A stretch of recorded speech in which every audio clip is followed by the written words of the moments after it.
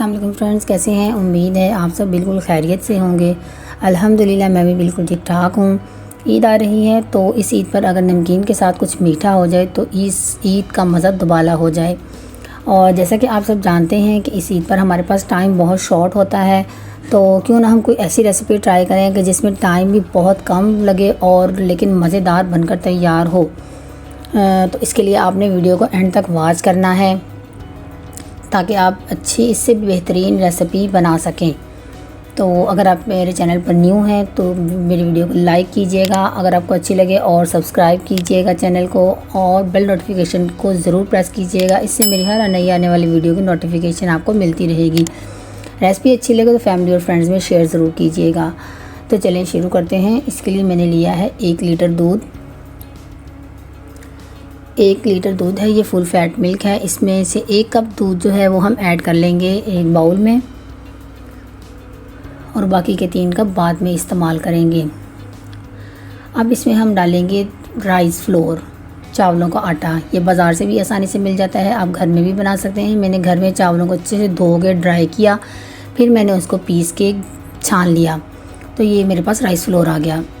5 खाने के चम्मच चावलों का आटा डालेंगे। 5 खाने के चम्मच मिल्क पाउडर ऐड करेंगे। मिल्क पाउडर आप किसी भी ब्रांड का इस्तेमाल कर सकते हैं, ये आसानी के साथ पैकेट मिल जाता है। 50 ग्राम का पैकेट लेंगे तो उसमें 5 खाने के चम्मच होंगे। और ये फ्लेवर के लिए डाला है मैंने इलायची पाउडर। ये क्रश किए थे मैंने पिस्ता और बादाम, और ये हम ऐड कर देंगे। इन सब चीज़ों को मिक्स करके हम सोक करके रख देंगे जब तक हम बाकी काम करेंगे। तो जब आप इस तरीके से खीर बनाएंगे तो आप कभी भी बाज़ार से लजीज़ा खीर मिक्स या किसी तरह का खीर मिक्स पैकेट इस्तेमाल नहीं करेंगे। घर में बहुत आसानी के साथ आप इसको तैयार कर सकते हैं, मिनटों में रेडी हो जाती है और इतनी मज़ेदार बनकर तैयार होती है कि आप इसको बार बार बनाएंगे। तो अब चलते हैं चूल्हे की तरफ। अब मैंने ऐड किया है 1 टेबल स्पून पानी, और 2 खाने के चम्मच ऐड किए हैं इसमें चीनी। अब इसको हम कैरमलाइज़ करेंगे। इसको हम मिक्स करते जाएंगे। हल्की सी आंच आपने इसके नीचे रखनी है। अगर आप तेज़ आंच करेंगे तो पानी बहुत जल्दी से ड्राई हो जाएगा और चीनी जो है ना वो ड्राई हो जाएगी। आपने इसको हल्की सी आंच पे करना है ताकि चीनी मेल्ट हो इसमें। और ये देखें बबल्स बनना शुरू हो गए हैं, चीनी मेल्ट हो गई है। जैसे ही ये बबल्स नीचे बैठना शुरू होंगे, नीचे से जो कलर है ना चीनी का वो डार्क होना शुरू हो जाएगा। लेकिन हमने बहुत ज़्यादा डार्क नहीं करना। अगर हम ज़्यादा जला लेंगे चीनी को तो उसको जो चीनी के जलने की टेस्ट है ना कड़वा सा, वो हमारी खीर में आना शुरू हो जाएगा। हमें सिर्फ हल्का सा इसको कैरमलाइज़ करना है। गोल्डन सा कलर हमारे पास आएगा तो हम इसमें मिल्क ऐड कर देंगे।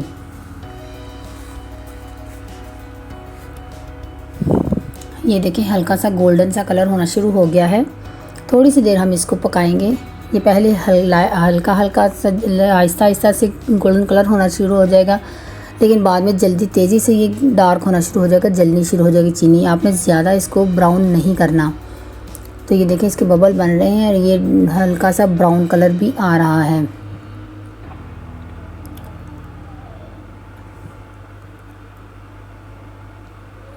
अब हम इसमें ऐड कर देंगे जो 3 कप दूध हमने रखा था, 3 पाव कह लें, 3 कप कह लें, जिसमें से हमने 1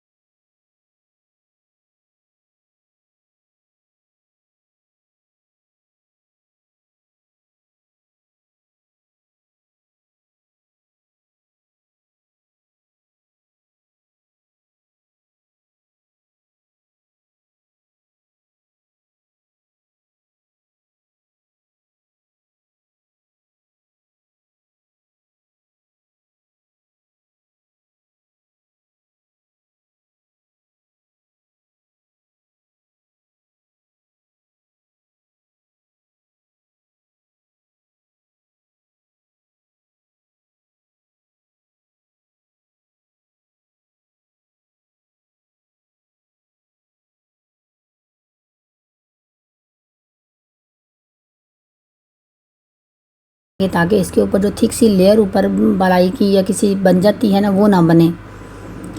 तो अब इसको हम एक बाउल में शिफ्ट कर देंगे। ये ठंडी हो गई है लेकिन इसको बिल्कुल रूम टेम्परेचर पे नहीं आई, तो हमें इसे बार बार हिलाना पड़ेगा ठंडा करने के लिए, ताकि इस पर जो है एक थिक सी लेयर ना जमे। तो इस वजह से हमने इसको बाउल में शिफ्ट कर दिया है, ताकि इसमें ये रूम टेम्परेचर पे जब आ जाएगी तो फिर हम इसको फ्रिज में सेट होने के लिए रख देंगे।